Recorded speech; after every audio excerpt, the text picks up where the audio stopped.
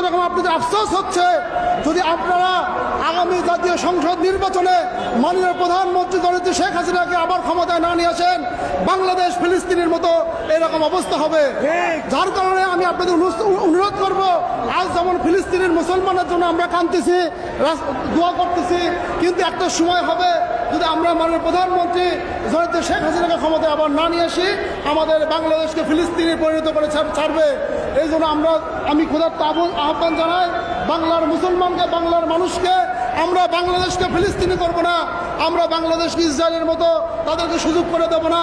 এই জন্য আমি সবাইকে বলবো, আমরা ইনশাআল্লাহ আগামী জাতীয় সংসদ নির্বাচনে মাননীয় প্রধানমন্ত্রীকে নৌকা বিজয় করে আমরা দেখিয়ে দেব যে বাংলাদেশকে ইসরায়েলের মতো কারোকে ঢুকতে দেব না, কারোকে সাহস করতে দেব না, বাংলাদেশকে ফিলিস্তিনি করতে দেব না ইনশাআল্লাহ।